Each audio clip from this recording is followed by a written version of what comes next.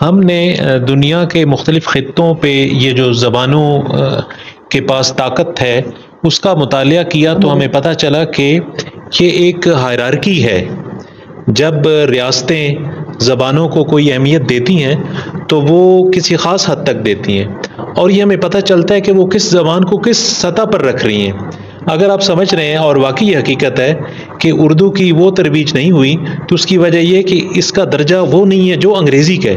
انگریزی اس کے اوپر ہے، اسی لیے ہم دیکھتے ہیں کہ سارے دفتری کاروبار اور سارے جو کمیونیکیشن ہے وہ انگریزی میں ہو رہی ہے۔ اور آپ نے یہ بھی دیکھا کہ پنجاب میں جب ان زبانوں کو لایا گیا، یعنی اردو کو بھی لایا گیا اور انگریزی کو بھی لایا گیا، جب پنجاب کی انیکسیشن ہوئی تو ہم دیکھتے ہیں کہ یہاں دو طرح کے طبقات پیدا کیے گئے۔ یعنی جو سرکاری اسکول کھولے گئے اس میں ذریعہ تعلیم رکھا گیا اردو، تاکہ جو کلرک پیدا ہوں گے یا چھوٹے ملازم پیدا ہوں گے وہ اردو پڑھ کے ان کو وہاں لگایا جائے گا، اور جو ان کے اپنے ایلیٹ اسکول تھے جس میں ہم دیکھتے ہیں ایچیسن کالج ہے یا کنیٹ کالج ہے یا اس طرح لارنس کالج ہے، وہ انگریزی، تو وہ افسر شاہی پیدا کرنے کے لیے الگ زبان، اور جو نوکر شاہی ہے وہ پیدا کرنے کے لیے ہم دیکھتے ہیں۔ تو یہ طے کرتی ریاست ہے، یعنی جو حکمران طبقہ ہوتا ہے جن کے پاس طاقت ہے وہ یہ طے کرتا ہے کہ ہم نے کس زبان کو کس سطح پہ رکھنا ہے، اور جس کو ختم کرنا ہے جس زبان کو اس کے بارے میں پھر وہ مشہور کر دیتے ہیں کہ یہ اس میں تو اہلیت نہیں ہے یا اس قابل نہیں ہے۔ تو ہم نے یہ دیکھا کہ اسی طرح سے کچھ رکھا گیا ایسے افریقی ممالک میں وہاں کی مقامی زبانوں کے ساتھ، یعنی کسی زبان کو تو بالکل ہی نظر انداز کیا گیا اور کسی کو ان زبانوں کے اوپر رکھا گیا، اور اس میں تھوڑی بہت کمیونیکیشن کی سطح پہ اجازت دی گئی، لیکن اس کے اوپر پھر ہم دیکھیں کہ ایک کولونیل زبان ہے جو موجود ہے۔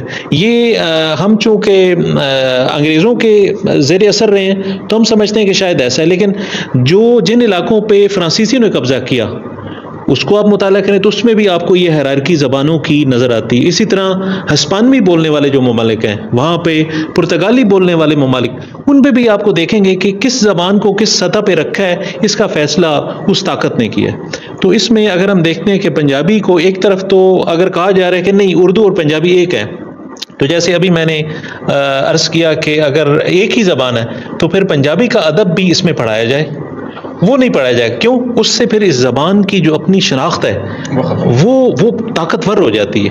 اگر اردو کی کتاب میں یہاں کے مقامی لوگ اگر اپنی شاعری کو پڑھیں گے تو ان کی زمین کے ساتھ جڑت زیادہ پکی ہوگی، تو اس طرح سے اردو بچ میں صفایا ہو جائے گا، وہ نکل جائے گی۔ اچھا، اردو میں ہم دیکھتے ہیں کہ ساری زبانوں کے الفاظ سما سکتے ہیں، ہم جانتے ہیں نا، لیکن ایک زبان کے نہیں سما سکتے۔ وہ کون سی زبان ہے؟ وہ ہندی ہے۔ کیوں؟ ہندی کے الفاظ اگر ہم اردو میں ڈالیں گے نا تو اردو پھر اردو نہیں رہتی۔ اگر ہم ماتا کہتے ہیں اس میں، پتا کہیں گے تو یہ ہندی بن جائے گی۔ اس لیے آپ انگریزی میں فادر تو کہہ سکتے ہیں لیکن وہ نہیں کہہ سکتے۔ اچھا، ایک اور چیز بھی دیکھی گئی ہے آج کل کے جو طاقت کے مراکز ہیں وہ اب تبدیل ہو چکے ہیں۔ اب طاقت ہے میڈیا۔ اب ہم دیکھتے ہیں کہ ہمارے بچے جو موبائلوں پہ دیکھتے ہیں وہ ان پہ زبان پہ آتا ہے۔ میری بچی چھوٹی تھی، میں نے دیکھا اس نے کہیں دیکھ لیا ہوگا کارٹون میں، تو اس نے سیکھ لیا، اس نے کہا گاؤ ماتا شانت ہو جاؤ، گاؤ ماتا شانت ہو جاؤ۔ تو وہ الفاظ جو ہم نے کبھی نہیں بولے، ہمارے آباء و اجداد نے کبھی نہیں بولے، وہ ہمارے بچے بول رہے ہیں۔ کیوں؟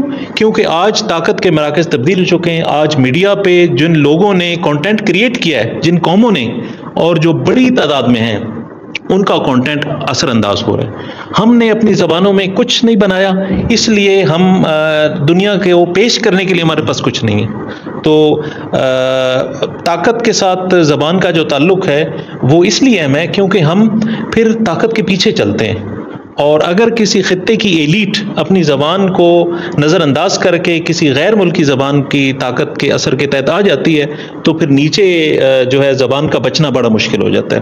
اب پاکستان کے اندر اگر ہم دیکھتے ہیں کہ پشتون کمیونٹی یا بلوچ کمیونٹی، ان کی ایلیٹ بھی اپنی زبان کے ساتھ، ثقافت کے ساتھ جڑی ہوئی ہے، تو ہم دیکھتے ہیں کہ نیچے والے طبقات بھی اپنی زبان کے ساتھ اسی طرح ان کی وابستگی ہے، لیکن پنجاب میں ایسا نہیں ہے۔